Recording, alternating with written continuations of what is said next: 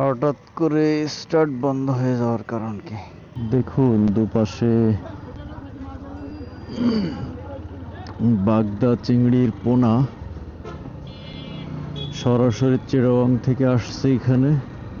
এখান থেকে সাতক্ষীরা জেলার বিভিন্ন অঞ্চলে চলে যাবে এই হোয়াইট গোল্ডের যে বাচ্চা পোনা। চিংড়িকে সাতক্ষীরার সাদা সোনা বলা হয়।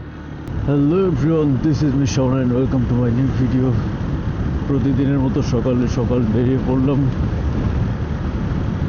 আজকের ওয়েদারটা বেশ কম্বিনেশন, ঠান্ডাও আছে আবার এর মধ্যে রোদও আছে। দুইটার কম্বিনেশনে বেশ ভালোই লাগছে, না ঠান্ডা না গরম, মাঝামাঝি একটা ওয়েদার।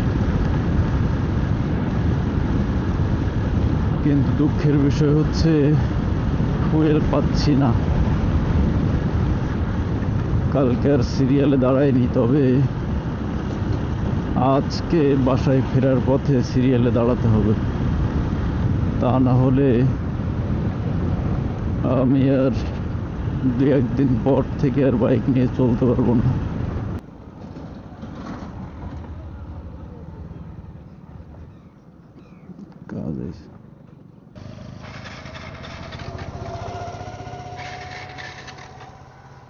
সর্বনাশ, হঠাৎ করে স্টার্ট বন্ধ হয়ে যাওয়ার কারণ কি?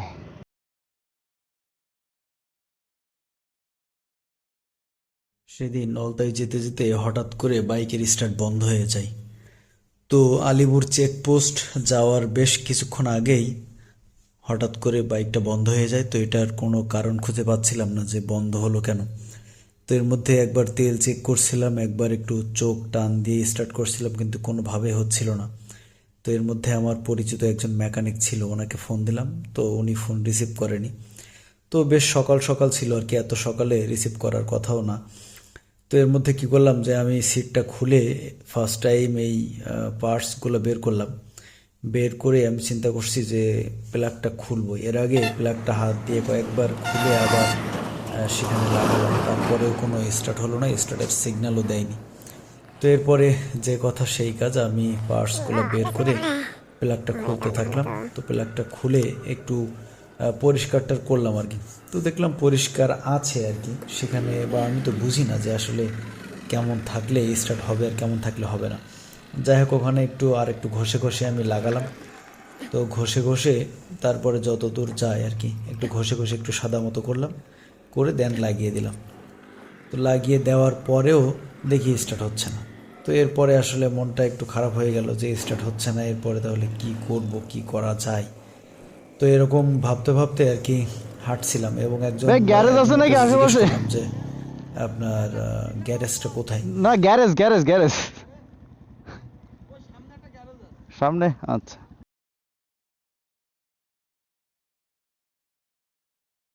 তো উনি বললো যে গ্যারেজ হচ্ছে সামনে, আপনাকে গ্যারেজে যেতে হলে আর একটু সামনে যেতে হবে। অবস্থায় তো কি আমি কত দূর যাওয়া ওনার কথা মতো আর সম্ভব? কি সামনে এগোতে থাকলাম। তো আমি হাঁটছিলাম, হাঁটতে হাঁটতে হঠাৎ করে আবার স্টার্টিংটা আর কি চেপে ধরে রাখছি। তো এর মধ্যে দিকে হঠাৎ করে স্টার্ট হয়ে গেল।